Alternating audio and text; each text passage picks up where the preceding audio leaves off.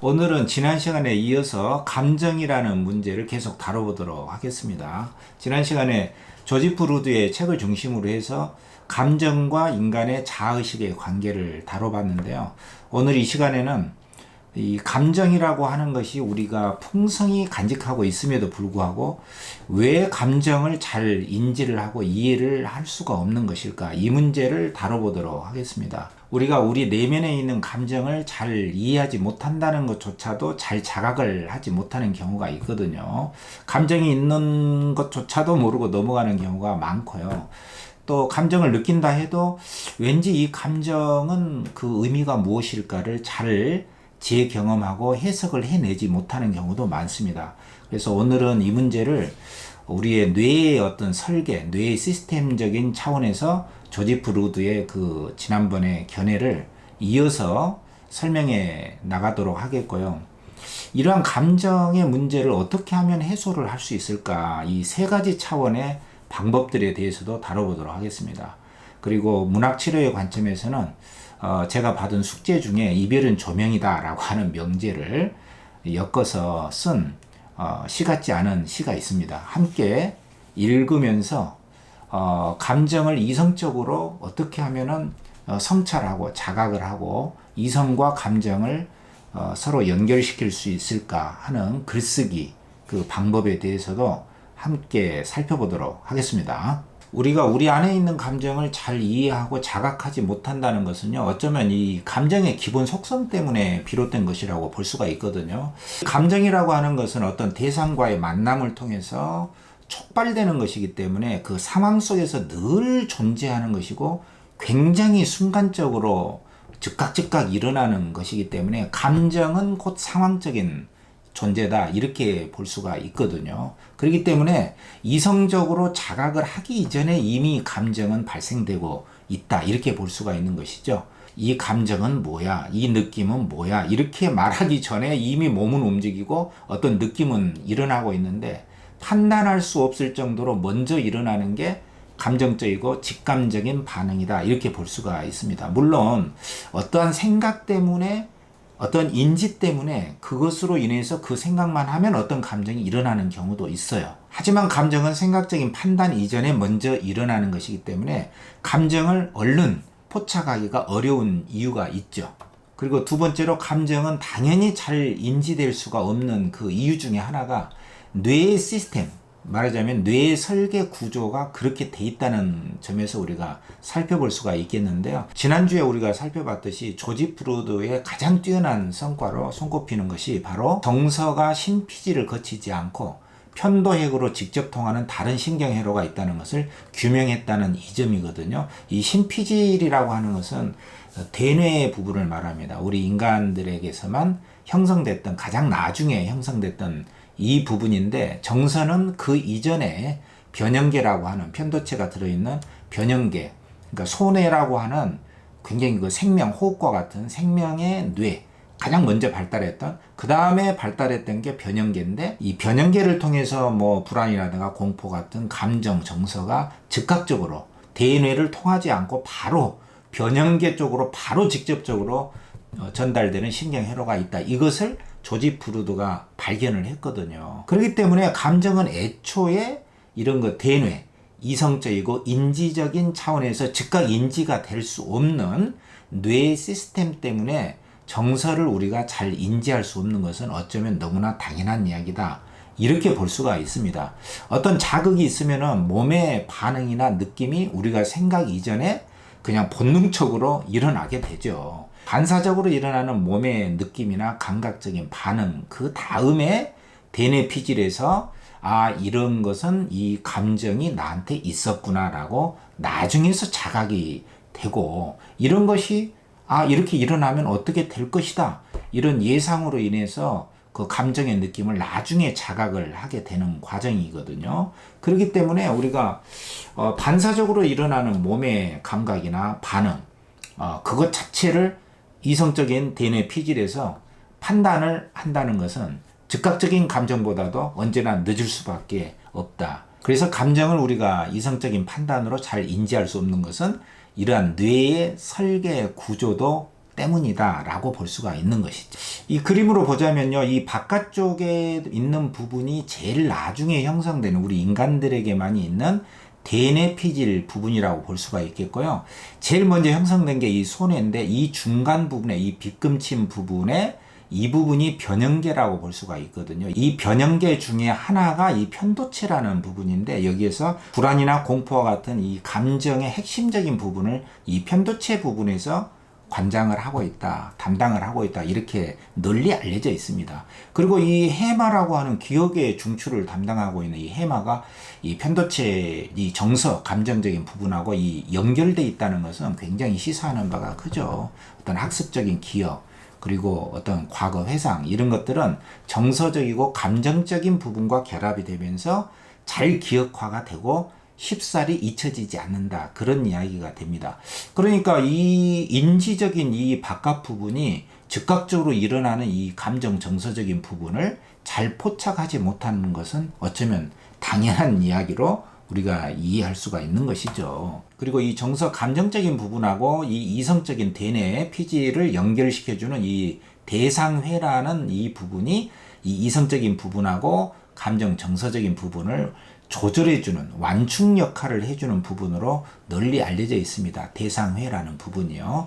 그래서 우리의 관심은 이 이성적인 부분하고 이 감정 정서적인 부분을 어떻게 잘 대화가 되게 하고 소통이 되게 하면서 우리 안에 있는 감정들이 무리 없이 균형을 이루면서 그 본래적인 기능을 잘 할 수 있도록 할 것인가, 이 문제가 되겠습니다. 그리고 우리가 감정을 왜 인지할 수 없을까, 이 세 번째로서 감정의 속성을 우리가 다시 한번 정리해 보자면요, 감정이 이성적 판단에 영향을 주는 힘이 훨씬 큽니다. 아까 대뇌피질이 감정에 영향을 주는 것보다도 이 변형계, 감정 정서적인 부분이 오히려 이성적인 대뇌피질에 영향을 주는 그 힘이 3배 정도의 영향이 더 크다, 이런 말을 할 수가 있습니다.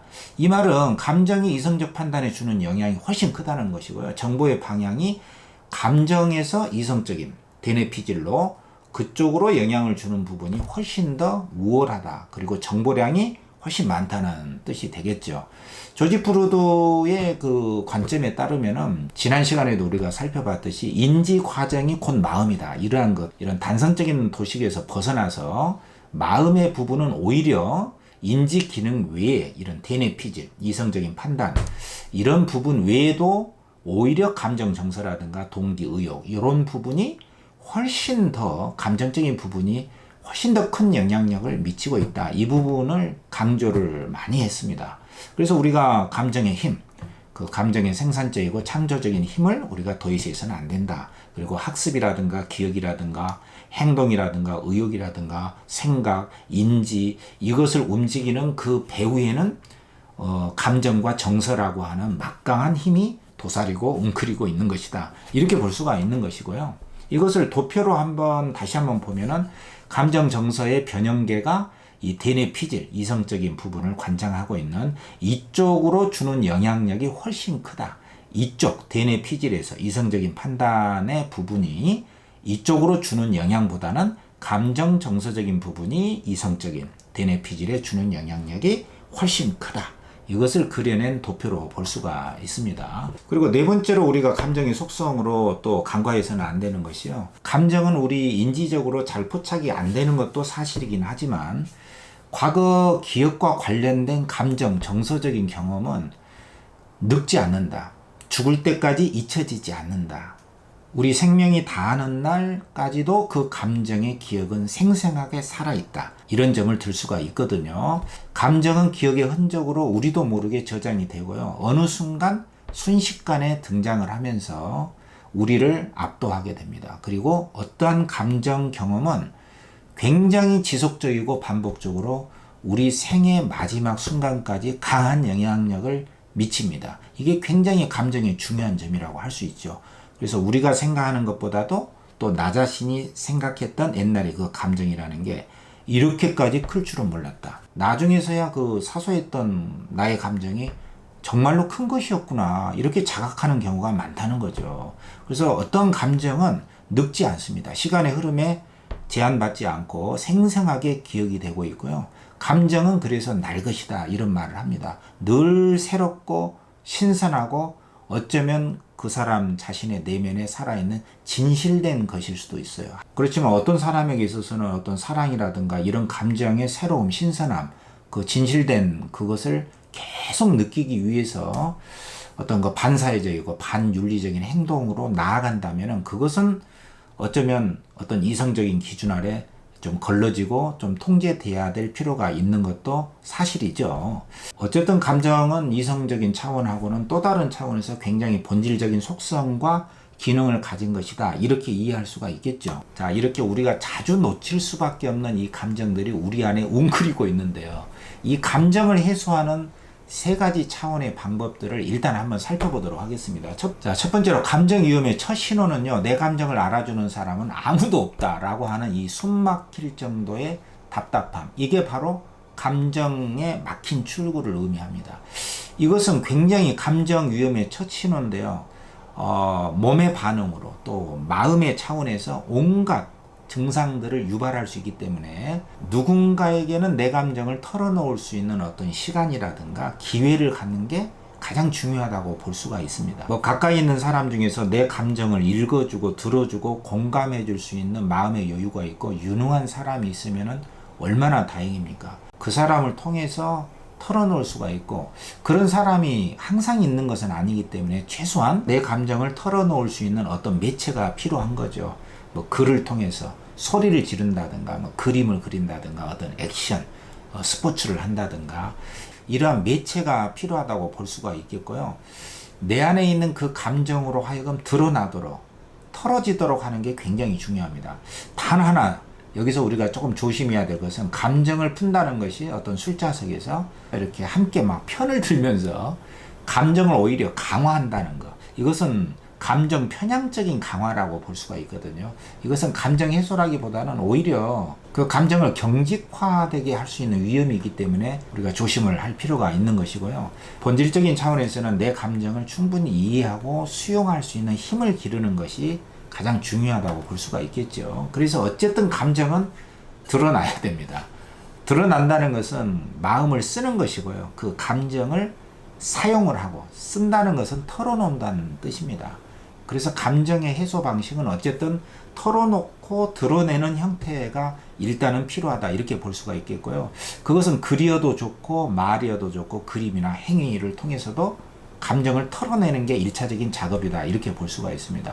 예를 들면 글쓰기에서도 여러 가지 차원이 있거든요. 정상적인 사람이 좀 더 초월적인 방식으로 성장하기 위해서 쓰는 발달적인 글쓰기도 있지만, 우리가 내면에 억눌리고 웅크리고 있는 이런 감정들을 털어놓는다는 것은 표현론적인 글쓰기에 해당이 되거든요. 치료적인 관점에서 보자면.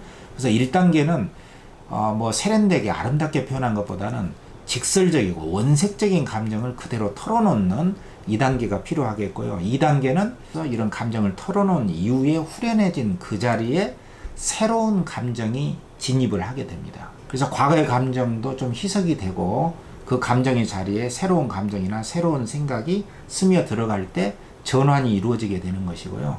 그래서 3단계에서는 내 감정을 털고 내 갈 길을 내가 간다라고 하는 새로운 의욕과 동기가 생성이 될 수가 있는 것이죠. 그래서 우리가 털어놓기를 통해서 감정을 재경험하는 단계가 굉장히 소중한 경험이라고 할 수가 있거든요. 이것은 과거의 내 감정을 이성적인 차원에서 다시 한번 돌아보고 그 감정을 성찰하는 단계라고 볼 수가 있습니다. 말하자면 내 안에 오랫동안 묵었던 감정도 이렇게 생산적이고 창조적인 힘이 있구나 이렇게 해석을 해내는 순간 내 과거의 감정은 새롭게 의미가 재구성이 되고 그 감정의 생명성을 회복해 나갈 수가 있는 것이에요. 근데 이러한 감정의 새로운 재경험들은 가장 먼저 감정을 털어놓고 푸는 것이 먼저 전제가 돼야 됩니다. 풀어야만이 풀어지는 것이 되기 때문에 감정을 어떻게 드러내고 털어놓고 풀어낼 것이냐, 이게 관건이라고 볼 수가 있는 것이죠. 그래서 내 안에 답답한 감정을 풀어줄 수 있는 방법은 내 묵었던 감정을 읽어주고 해석하고 들어줄 수 있는 어떤 사람이 있으면 좋고요. 두 번째는 쓰기를 통해서 털어놓는 방법, 감정을 재경험하는 방법이 있고요. 그 다음에 마지막으로 세 번째는 알아차림 명상입니다. 이 감정 해소의 방법으로서 명상을 활용한다는 뜻은요, 명상의 대상으로서 감정을 설정을 하고 하나의 현상으로서의 감정을 떨어져서 있는 그대로 바라본다는 것을 의미합니다. 예를 들면 바람이 불면 바람을 느끼고 구름이 흐르면 허공의 구름을 본다. 그 자리에 있는 텅 빈 하늘은 거울처럼 있는 그대로 비칠 뿐이다. 말하자면 하늘은 텅 비어 있지만 그 속에는 구름도 지나가고 바람도 지나가고 나무도 흔들립니다. 그렇지만 허공의 하늘은 그대로 있는 거울과 같은 것이다. 단지 그 순간적으로 일어나고 사라지는, 말하자면 생하고 멸하는 그 순간적으로 일어났다가 물거품처럼 사라지는 하나의 대상이 바로 감정이다. 감정은 그저 이렇게 일어났다 사라지는 현상일 뿐이다 라고 생각을 하고 있는 그대로 관찰하는 것이에요. 이것은 어떻게 보면은 공성을 관찰하고 자각하라 라는 말하고 같습니다. 말하자면 공은 아무것도 없는 것이 아니라 있기는 있는데 일어났다가 사라지는 고정된 실체로서의 존재는 없다. 텅 비어 있지만 일시적으로 일어나고 사라지는 지나가는 바람이나 구름과 같은 일시적인 것이다. 없는 것은 아니고 현상적으로는 있지만 고정불변한 그것은 아무것도 없는 것이다. 감정은 늘 형태와 빛깔을 가지고 우리 앞에 드러나고 우리를 따라다니지만 실상 그 속은 우리의 관념과 어떤 허상이 빚어낸 텅 빈 것이다. 그저 일어났다가 사라지는 나그네와 같은 것이다 라고 떨어져서 관찰하는 것이 바로 알아차림 명상을 통해서 감정을 해소하는 방법이라고 볼 수가 있습니다. 이렇게 보면은 이 변형계 내부에 있는 감정 정서적인 부분하고 대뇌 피질에 있는 이성적인 이 부분, 이 감정과 이성의 연결과 대화가 얼마나 중요한가, 이거를 우리가 알 수가 있는데요. 이런 감정의 해소 방법이나 실천의 문제에 있어서 어떻게 나 자신의 감정을 풀고 또 내 자신의 감정이 풀려나가는가, 이 문제는 굉장히 개인적인 경험의 차원이기 때문에 실제로 이론적으로 이렇게 제시하는 거하고는 차원을 좀 달리해서 직접 경험을 하고 직접 글도 쓰고 직접 이렇게 말도 털어놓고 하는 실천적인 활동이 핵심이라고 할 수가 있습니다. 제가 최근에 감정을 털어놓는 방법으로 선택한 것 중에 하나가 글쓰기 방법이거든요. 우리 서울시에서 주관하고 있는 에버러닝 그 강좌 프로그램 중에 책과 영화 나만의 글쓰기라고 하는 강좌를 제가 수강을 하게 됐어요. 이 천준하 작가라고 하는 분이, 이분이 주관하고 있는 강좌를 제가 듣게 됐는데요. 거기에 숙제가 이거였습니다. 이별은 조명이다. 이 천준하 작가님이 매주 영화 보고 글쓰기 숙제를 내주거든요. 근데 어느 날 과제 중에 이런 과제를 내주시는 거예요. 이별은 조명이다. 이 문장을 가지고 글쓰기를 하라는 것이에요. 그래서 이별과 조명은 뜬금없는 두 개의 단어인데 이 두 개의 단어를 연결시킨 문장으로 글을 써라. 그리고 자기의 감정과 자기의 생각을 연결시켜라, 이런 과제를 내줬습니다. 그래서 제가 느낀 이별의 감정과 생각을 조명이라는 이 단어와 연결시켜서 쓴 시가 있는데, 오늘은 여러분들과 함께 제가 쓴 이 시 같지 않은 시를 함께 감상해 보도록 하겠습니다. 자, 제가 읽는 도중에 여러분들이 속으로 또는 소리내서 함께 읽으셔도 괜찮습니다. 이별의 빛. 떠난 후에야 불이 켜지는 방이 있다. 이별 후에야 비로소 환해지는 당신의 방. 어둠이어서 슬픈 것이 아니었다. 가난이어서 서러운 것이 아니었다. 그늘이어서 차가운 것만이 아니었다. 밝은 봄날에도 서늘한 벽 그늘 아래 얼마나 울먹였을까. 돌아누운 내 등 뒤의 캄캄함 앞에서 가슴을 쳤을 그대여. 떠난 뒤에야 빛 저편 그늘진 구석에 덩그렇게 그대가 밝힌 불빛이 훤하게 텅 비어 있다. 이별 후에야 비로소 시리도록 아프게 켜지는 불빛이 있다. 당신의 방. 왜 우리는 환한 빛의 잔치였을 때 가장 눈멀고 어두워 당신이 떠난 컴컴한 빈 방이었을 때야 환해지는 것일까? 천준하 작가님이 제가 쓴 이 글을 보고 이 글은 이 한 년이면 끝나는 글이다. 말하자면 이별은 조명이다. 이 문장을 연결시킨 것은 아주 좋은데 이 1년이면 모든 것을 다 함축하고 있는데 너무 군더더기가 많다는 거예요. 1년에서 떠난 후에야 불이 켜지는 방이 있다. 이별 후에야 비로소 환해지는 당신의 방. 이 속에 모든 것이 담겨 있는데 2년 어둠이어서 슬픈 것이 아니었다. 밝은 봄날에도 얼마나 울먹였을까? 가슴을 쳤을 거대요. 그리고 떠난 후에야 환하니 텅 비어 있다. 당신의 방. 심지어 이 마지막 부분은 또 설명식으로 사족이다. 이런 평가를 받았습니다. 여러분들 생각은 어떻습니까? 자, 오늘은 우리는 왜 우리 안에 있는 감정들을 잘 자각을 하고 이해하지 못하는 것일까? 이 문제를 감정 해소의 3가지 차원의 방법과 아울러서 살펴봤고요. 또 이별은 조명이다와 관련해서 감정과 생각을 연결시키는 제가 쓴 시 같지 않은 글도 함께 살펴봤습니다. 이 영상을 마치면서 여러분들에게 하나의 질문을 던져봅니다. 당신 역시 그 누군가와의 이별을 경험한 이후에서야 비로소 밝혀졌던 그 불은 과연 무엇입니까?